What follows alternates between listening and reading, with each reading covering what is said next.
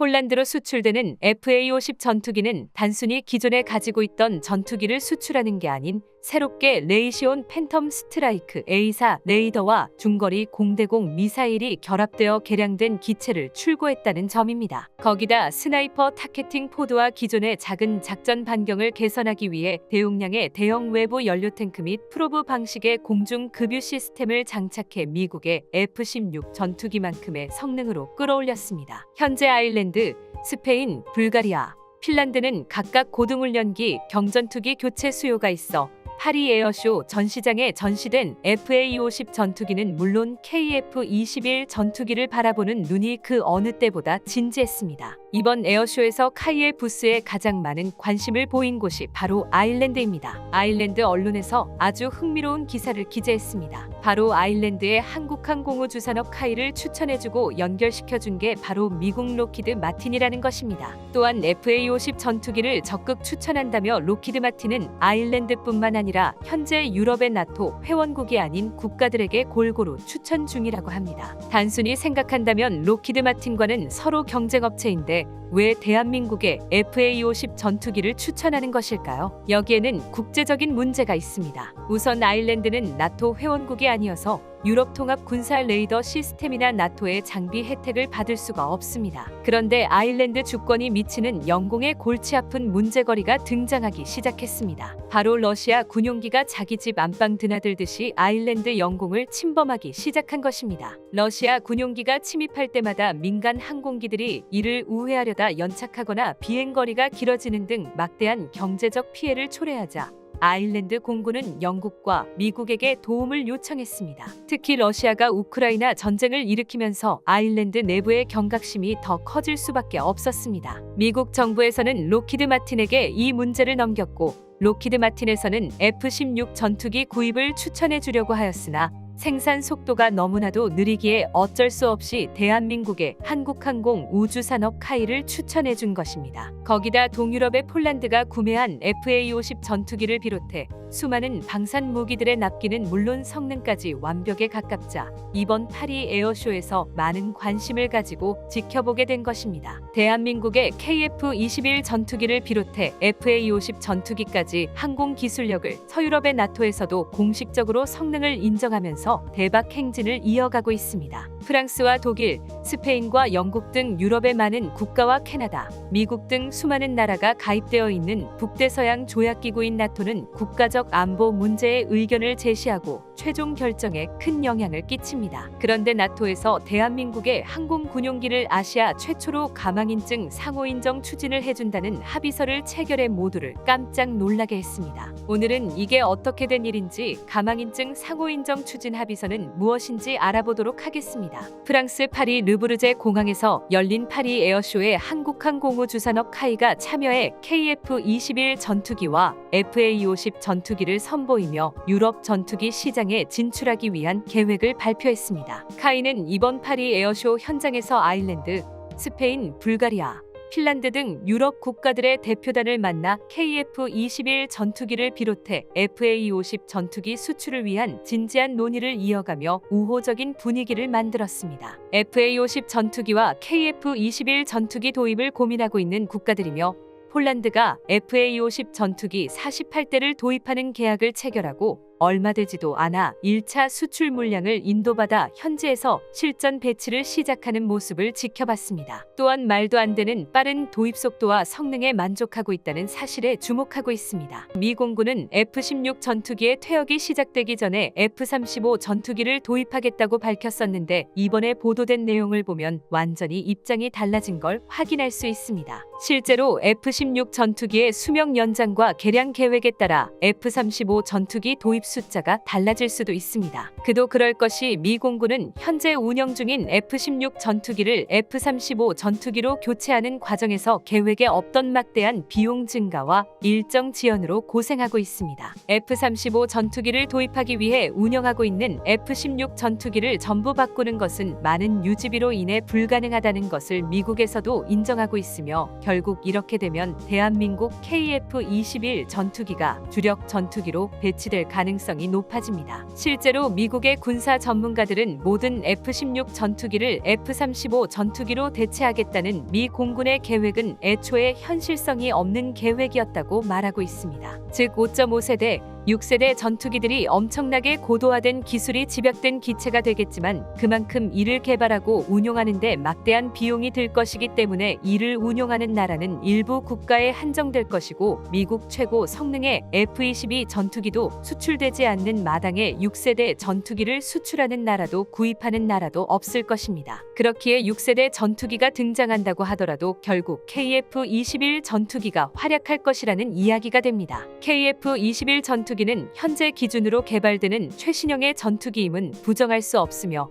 현 시점에서 사실상 경쟁 기종이 없는 상황이기에 유럽의 많은 나라들이 기대하고 있는 것이 현실입니다. 그렇기에 나토와의 항공기 가망인증 상호 인정을 통해 본격적으로 수출 계약을 맺을 것으로 보입니다. 방산업계에 따르면 이번 에어쇼 현장에서 FA-50 전투기에 관심을 보이던 아일랜드가 KF-21 전투기 도입을 고민하고 있으며 KF-21 전투기의 성능에 대해서도 높은 관심을 표현했다고 전해집니다. 거기다 핵심 전력, 공군 전력이 폴란드와 유사한 불가리아와도 긍정적인 이야기가 오고 갔습니다. 또한 노후된 기체를 운용 중인 스페인 역시 KF-21 전투기와 FA-50 전투기를 도입하기 위해 서로 간의 협상을 진행 중입니다. 군사 전문가들과 방산 관련 소식통들은 아일랜드를 포함해 스페인까지 유럽의 많은 국가들은 영공, 수호, 능력 부족 문제를 해결하려는 의지를 가지고 있다면 가장 현실성 있는 선택지는 대한민국이 만든 FA-50 전투기가 유일한 해답이며 조금 더 여유가 있고 욕심이 난다면 KF-21 전투기야말로 가격 대비 완벽한 전투기라고 했습니다. 이번 에어쇼에서 대한민국의 FA-50 전투기는 물론 KF-21 전투기까지 유럽 시장에 본격적으로 진출하는 상황이 되자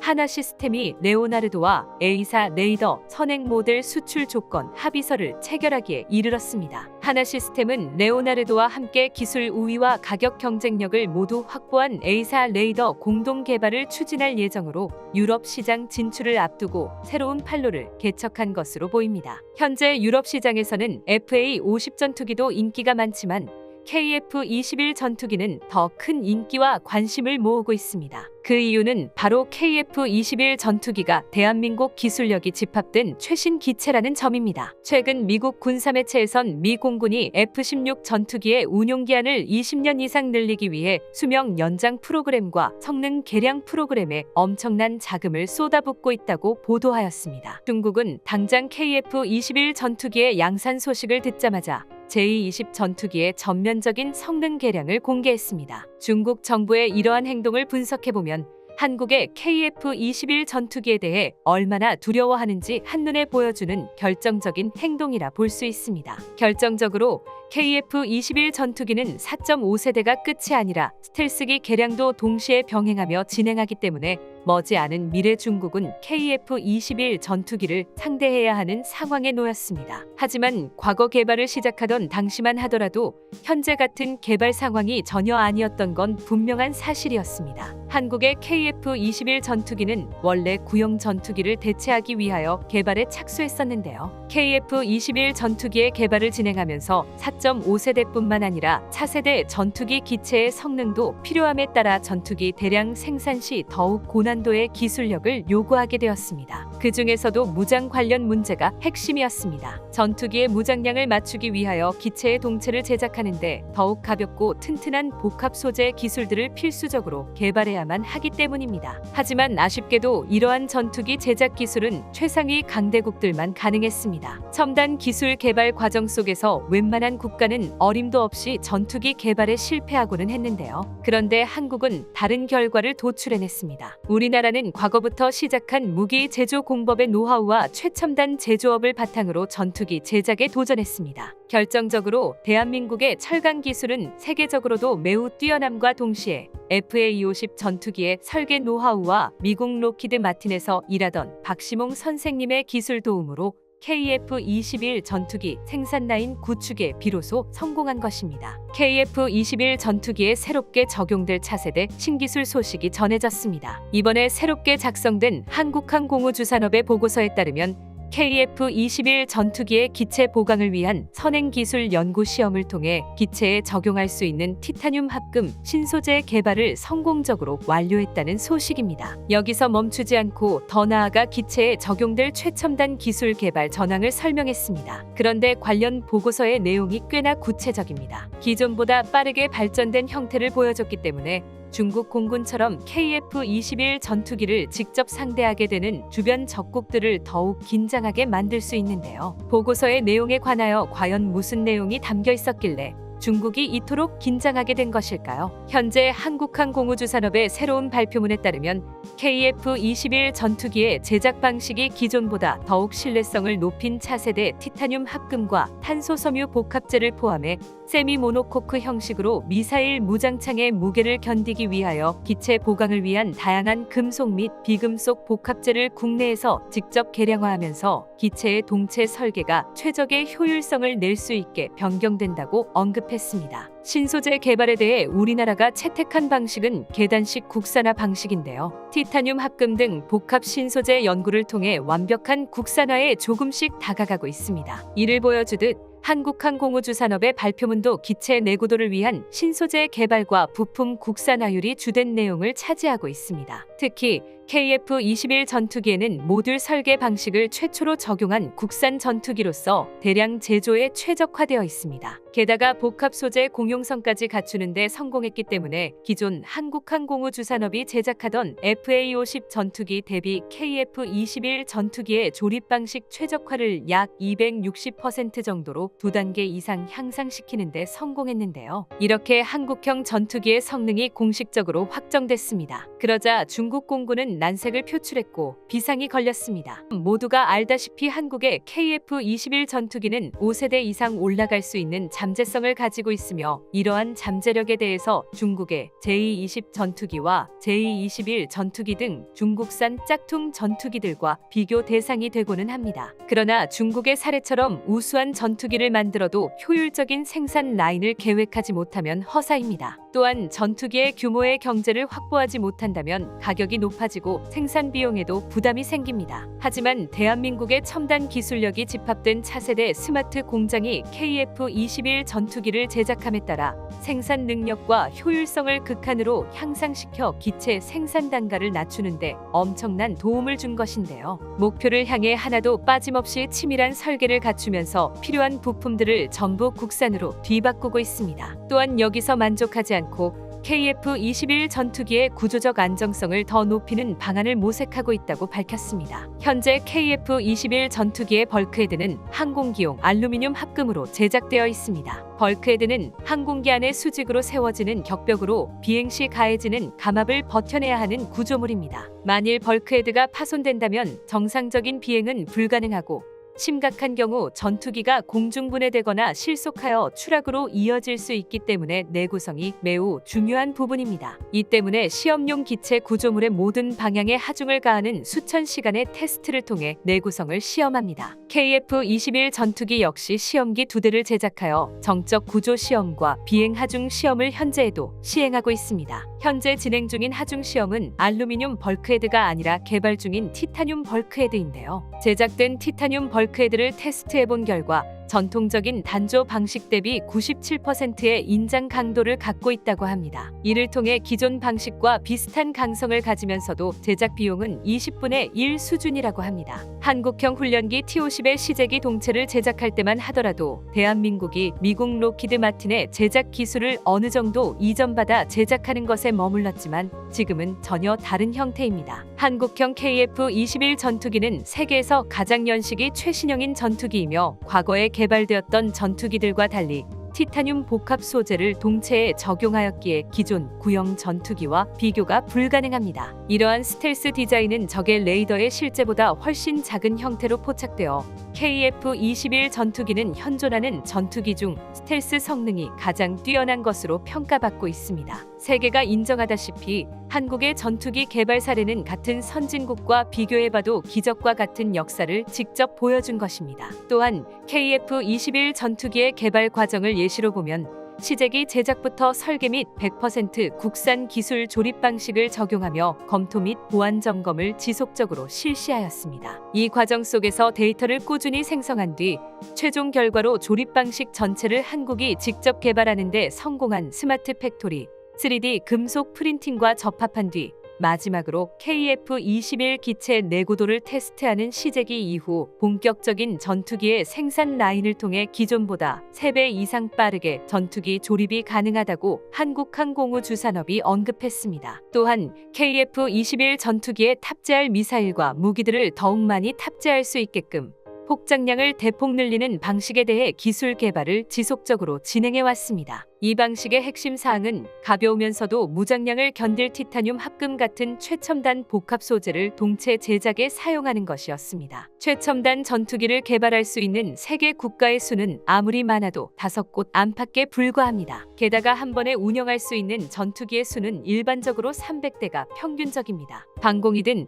타격 임무든 미국산 수입 전투기 숫자로는 원활한 작전이 힘듭니다. 그래서 전투기를 제대로 개발하기 위해서는 적어도 250대 이상의 배치 수량을 포함해 해외 수출 수량을 크게 늘려야 한다는 주장이 나오고 있습니다. 이 정도는 되어야 상황 발생 시 원활한 작전이 가능하다는 것입니다. 주장의 핵심은 방공과 초계 그리고 타격 임무를 위한 전투기를 별도로 운영할 수 있을 정도의 전투기 보유수가 많아야 한다는 것인데요. 이는 미국산 전투기가 부품 공급 문제로 인해 태생적으로 보조 전력으로 구성된 전력이기 때문입니다. 한국은 다른 나라와 달리 국산 전투기를 통해 항공 전력화로 바로 이어질 수 있어야 합니다. 하지만 독자 개발한 전투기는 그만큼 가격이 비싸기 때문에 생산 라인을 유지하는 것이 관건입니다. 그래서 한국 공군은 FA-50 전투기 개발을 통해 동체 개발 노하우를 축적하고 축적된 기술로 KF-21 전투기를 완성시키자는 방침을 철저하게 지키고 있습니다. 그러나 이는 문제가 있었던 계획입니다. 가장 큰 문제는 시간인데요. FA-50 전투기에서 KF-21 전투기로 넘어가는 단계적 개발은 요즘 같이 전쟁 위협이 날이 갈수록 고조되는 상황에서 차근차근 단계를 밟아서 개발을 진행하기에는 어렵습니다. 그래서 미국 F-35 전투기를 도입해야 한다는 주장이 나오고 있는 겁니다. 하지만 그들이 예측하지 못한 것이 하나 있었으니 대한민국이 가진 기초 항공기술이었습니다. 이왕 전투기를 만든다면 미국의 부품 수급 없이도 돌아갈 수 있고 급변하는 정세에 대응할 수 있는 KF-21 전투기를 만드는 것이 맞습니다. 과거 KF-21 전투기가 개발을 시작했을 당시만 하더라도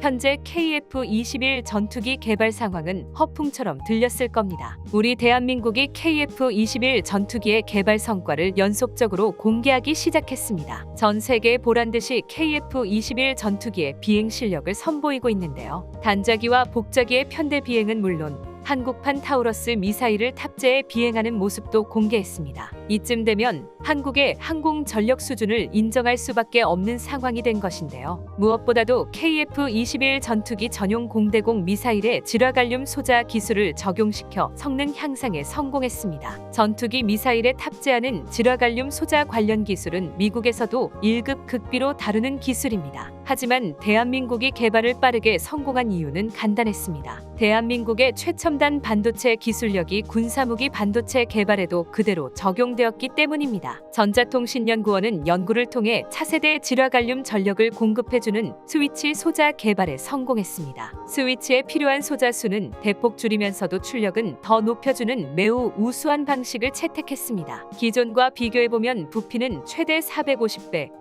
무게는 10%까지 줄일 수 있게 되어 송수신을 담당하는 레이더 소자의 모듈 크기를 크게 줄인 것이 한국산이 가진 특징입니다. 이러한 경량화와 140%에 달하는 레이더 증폭 성능 향상까지 이뤄냈습니다. KF-21 전투기의 생산 라인까지 공개되며 국내외 언론들은 한국의 기술력에 놀라워하고 이에 따라 KF-21 전투기의 무용론이 순식간에 사그라들었습니다. 무엇보다 KF-21 전투기가 상상 이상으로 다양한 무장을 장착할 수 있다는 사실이 밝혀졌기 때문입니다. 우리 개발진이 KF-21 전투기에 탑재할 수 있는 무장 개발 계획을 연이어 공개한 것입니다. 구체적으로는 미티어 공대공 미사일을 포함해 함께 사용할 국산 중거리 미사일의 개발과 탄도미사일을 요격할 미사일 독일제 타우로스 미사일의 사거리를 압도할 목표로 개발된 한국형 공대지 미사일 유도탄, 초음속 대함미사일 그리고 사거리 1500km 극초음속 미사일 등 한국이 개발해낼 수 있을 거라고 전혀 생각하지 못했던 무기 개발을 대중들에게 알렸는데요. 그 중에서도 특히 국산 공대지 미사일에 많은 이들이 관심을 보였습니다. 사실 KF-21 전투기 개발 초창기까지만 하더라도 국민들이 알고 있던 KF-21 전투기의 공대지 무장은 AGM-65 매버릭과 KEPD-350 타우로스가 전부였던 것을 감안한다면 놀라운 발전입니다. 물론 이 무장으로도 충분히 지상 타격 임무는 수행할 수 있습니다. 하지만 문제가 있습니다. 고성능 미사일 타우로스는 외산인지라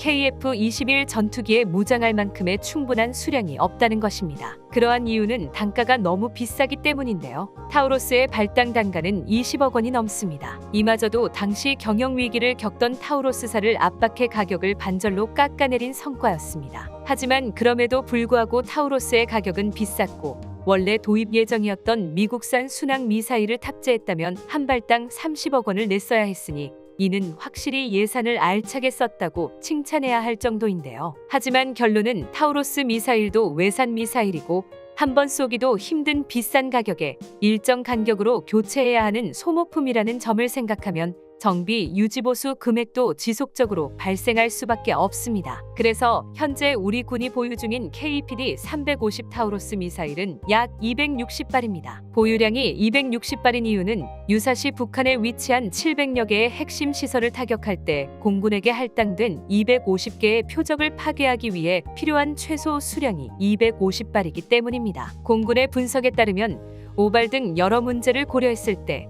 최소 600발의 미사일이 있어야 250개의 핵심 목표를 완전히 파괴할 수 있다고 분석했습니다. 그래서 타우로스의 역할을 대신할 장거리 공대지 미사일 철룡을 개발했습니다. KF-21 전투기에 탑재할 충분한 수량의 장거리 공대지 미사일 철룡을 생산한다면 단가를 낮출 수 있습니다. KF-21 전투기가 정식 명칭을 부여받지 못해 KF-X라고 불리던 시절 KF-21 전투기의 핵심 문제는 미사일이었는데요. 당시만 하더라도 미국으로부터 약속받았던 공대공 미사일의 통합을 허가받지 못했고 나머지 무장도 독일산 타우로스를 빼면 전부 구식인데다 그나마 탑재 가능한 미사일의 종류도 적어서 다양한 작전 환경에 대응하지 못한다는 것이 지적되었습니다. 즉 KF-21 전투기가 실전 작전에 투입되면 화력이 부족하다는 것이 문제였습니다. 그래서 F-35 전투기 도입 찬성파들에게 기껏 국산 전투기를 개발해봤자 날아다니는 종이 비행기에 불과할 것이라는 말을 들었는데요. 그래서 우리 군은 국방과학연구소와 한국항공우주산업이 협력해 전투기용 무장을 반드시 국내 개발하는 데 성공할 것이라고 밝혔었는데요. 하지만 그럼에도 많은 이들은 국산 전투기를 개발하는 것도 어려운데 군사 강국들만 가능하다는 전투기 무장까지 국산화시키는 것이 가능하냐며 반박했습니다. 또한 만들어봐야 시대에 뒤떨어지는 구닥다리가 나올 것이라며 국외를 비롯한 국내군 관련 전문가들은 한국 전투기 개발 사업을 비판했었습니다. 특히 국내에서만 수요가 발생할 수밖에 없는 국산 무장의 생산 단가가 맞을 리가 없으니